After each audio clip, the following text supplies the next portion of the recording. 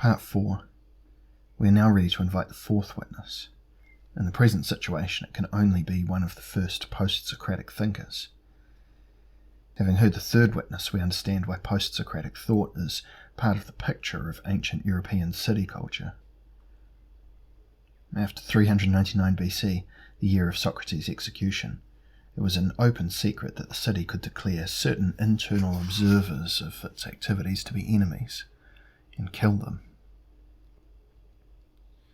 The polis, on the other hand, knew that it was defined by its judicial murder of its best citizen witness. It could only exculpate itself by allowing post-Socratic thought. The discovery led to two constructs in the city consciousness that were not philosophical in a precise sense, but were decidedly post-Socratic. As we have seen, philosophy is a medicine for the incurably unjust city. Plato administered it in cleverly calculated doses. We are informed about the risks and side effects in the theatre, in city conversation, and in retrospect by Diogenes Laertius. This source tells us that Socrates was followed not just by the long Platonic revenge, but also by the rise of the theatre players. Their catchword was twofold: cynicism and cosmopolitanism. The modern users of these words do not realise that both initially meant the same thing because their meanings have diverged in two different directions over time. The word cosmopolites and the word kynikos developed in the same wave from the same post-Socratic dilemma. The master was dead. How should people investigate the life of a people in the city in future when the city, as a murderer of philosophers, had demonstrated that it intended to limit theory? Of the three possible answers here, Plato gave the first by institutionalizing philosophy as a didactic subversion in the middle of the polis. His idealism provoked, as it were, a new kind of self-observation of the city by super-citizens, by Uranian witnesses who see urban things with heaven's eyes, which inevitably leads the real city permanently disgraced in relation to its own concept.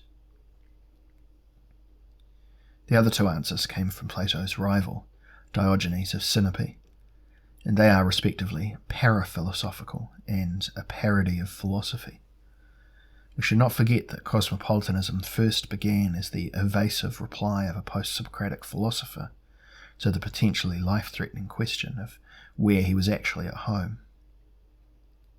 Laertius captured the episode in a single short sentence. Quote, "Asked where he came from, he replied, 'I am a cosmopolitan.'" End quote. This has become legendary as the first appearance of the word cosmopolitan. Since ancient times, beautiful souls have translated it nicely as citizen of the world, thinking they are expressing something deep and soul-searching in line with the Stoical tradition. People forget who the speaker was. Most of all, they neglect to add the key question for any kind of post-Socratic thought.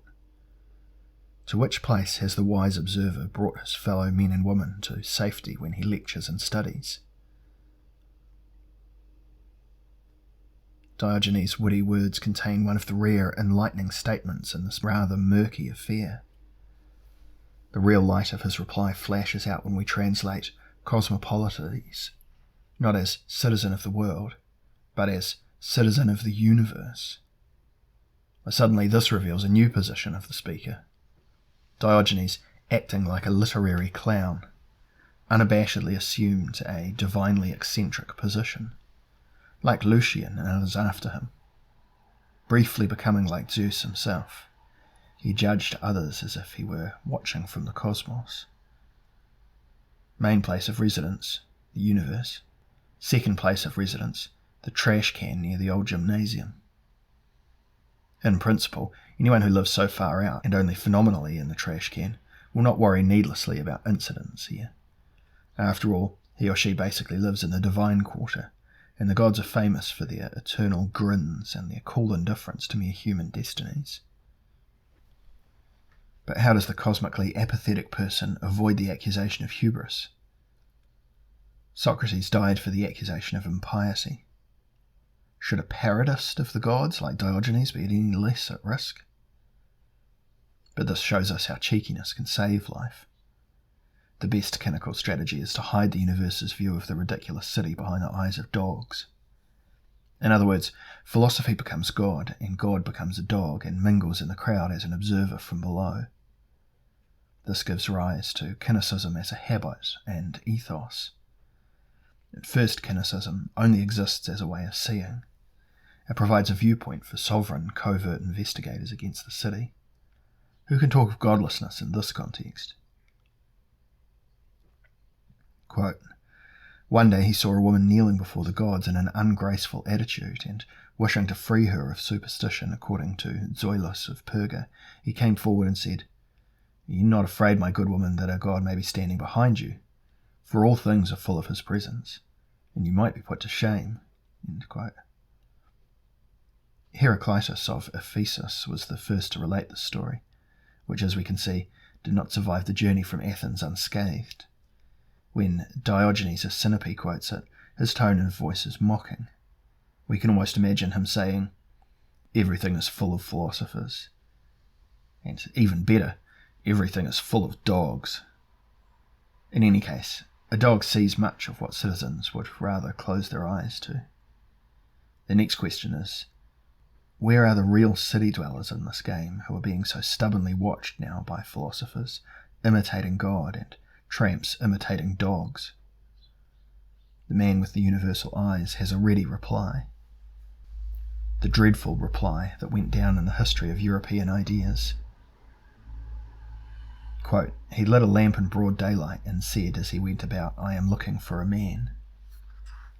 One day he shouted out for men, and when people collected, hit at them with his stick, saying, 'It was men I called for, not scoundrels.'" End quote. This anecdote, the most famous of antiquity, is the other cornerstone of negative political theory. Just as Baudelaire would think in solitude at midnight and find his salvation in dissatisfaction with himself, Diogenes would think about himself being able to play the master to the dog he portrayed. His moments as master occurred at noon when enough people were present to insult, and when the sun stood high enough in the sky that Alexander the Great could be sent away from it.